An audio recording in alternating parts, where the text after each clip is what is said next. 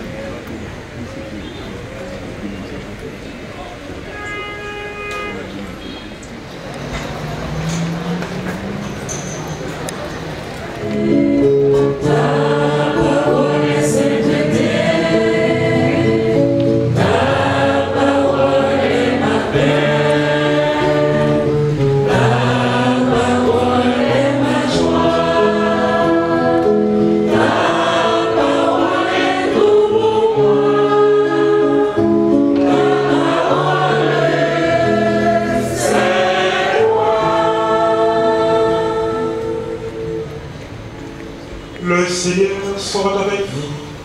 Et avec votre esprit. Évangile de Jésus-Christ selon Saint Jean.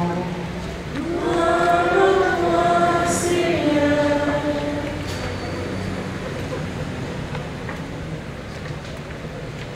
En arrivant à Béthanie, Jésus trouva Lazare au tombeau depuis 4 jours. Comme Béthanie était tout près de Jérusalem, à une demi-heure de marche environ, beaucoup de Juifs étaient venus manifester leur sympathie à Marthe et à Marie dans leur tête. Lorsque Marthe apprit l'arrivée de Jésus, elle partit à sa rencontre, tandis que Marie restait à la maison. Marthe dit à Jésus: Seigneur, si tu avais été là, mon frère ne serait pas mort. Mais je sais que maintenant encore, Dieu t'accordera tout ce que tu lui demanderas. Jésus lui dit: ton frère ressuscitera. Marthe reprit: je sais qu'il ressuscitera au dernier jour à la résurrection. Jésus lui dit: moi, je suis la résurrection et la vie. Celui qui croit en moi, même s'il meurt, vivra. Et tout homme qui vit et qui croit en moi ne mourra jamais. Crois-tu cela? Elle répondit: oui, Seigneur. Tu es le Messie, je le crois. Tu es le Fils de Dieu, celui qui vient dans le monde. Acclamons la parole de Dieu.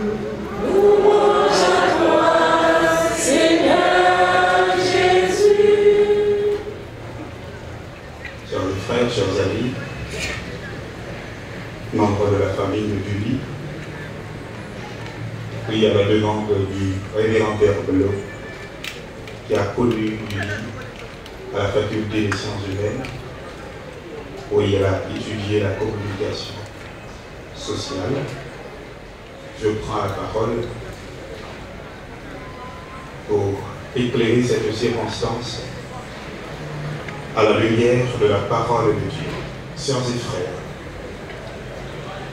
à la lecture que nous avons écoutée, tirée du livre de la sagesse, il est dit: comme on passe l'or au feu du creuset, Dieu a éprouvé la valeur des justes. Comme un sacrifice offert sans réserve, il les a accueillis.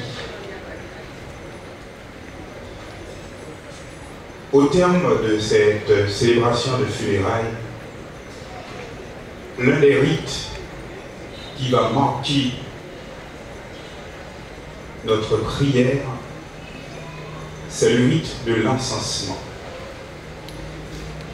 L'encens ne brûle que pour signifier l'élévation de nos prières vers Dieu notre Père. C'est son sens liturgique, cérémonial, mais l'encens qui brûle et monte vers Dieu doit signifier aussi autre chose pour nous ce matin, en cette occasion, en cette circonstance du départ de notre frère Julie, homme de communication, spécialiste même de la communication. Il a compris très bien qu'une vie n'est pleinement vécue, une vie ne prend entièrement son sens que reliée à Dieu. C'est cela la religion, reliée à Dieu, mais cette relation avec Dieu ne se traduit que dans notre relation aux autres. Et c'est cela la société, c'est cela la communication qui lie les personnes entre elles. Quelque chose qui nous demande d'être attentifs à l'autre. Julie n'était pas un spécialiste de l'information, mais de la communication. Cette différence est significative, car en informant, nous tenons pas assez compte du destinataire. Mais en communiquant, nous savons que nous devons écouter aussi celui à qui nous transmettons l'information ou toute autre chose. Il était malade, mais je l'ai entendu, je l'ai vu. Ce qu'on disait de Julie, malgré sa souffrance, il supportait avec courage sa maladie. Et on devait même le forcer à ne pas venir travailler. Cet amour que la maladie n'a pas pu éteindre en lui, cet amour dont brûlait son cœur et qui réchauffait le milieu de ses relations avec les autres, est-il seulement un amour né de la bonne volonté de Julie? Certainement. C'est un amour qui reflète, c'est un amour qui dit, un amour plus grand qui n'est autre que l'amour du Seigneur.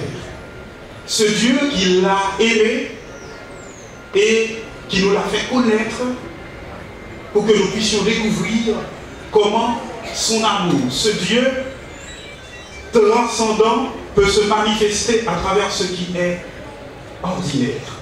L'amour ne peut pas mourir. Et si l'amour ne peut pas mourir, si l'amour a brûlé le cœur de Julie, si l'amour a imprégné toute sa vie, ses activités, tout ce qu'il est, eh bien, il est encore en ce moment même au cœur de l'amour, c'est-à-dire au cœur du ciel, avec Dieu, qu'il ne rejoint pas au-delà. Il doit franchir le seuil, certes.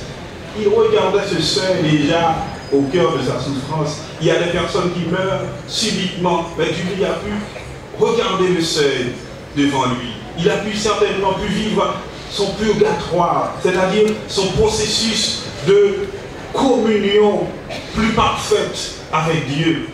Demandons au Seigneur, en cette occasion, pardon pour les péchés de notre frère Julie. Prions-le avec amour, afin qu'il nous pardonne de nous aussi, et nous donne de nous donner tout entier, avec amour, pour la construction, pour la reconstruction de notre Haïti, ainsi rendre à Julie ce qui lui est dû. Il a sans doute rêvé d'un autre Haïti. Construisons cette Haïti comme pour donner à Julie la récompense en cette vie déjà de sa vie, toute donnée pour le service de notre cher Haïti pour le service de chacun de ses frères, pour le service de Dieu qu'il a pu voir en chacun et en chacune de ses frères et sœurs. Au nom du Père et du Fils et du Saint-Esprit. Amen. Nous espérons et nous croyons que tous nous ressusciterons. En signe de cette foi, je bénis ce corps.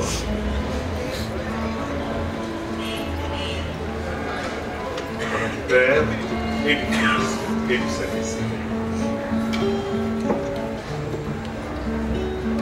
En signe de respect pour Julie, notre frère, que cet encens entoure son corps et monte vers Dieu avec notre prière. Je vous salue, Marie, pleine de grâce. Le Seigneur est avec vous.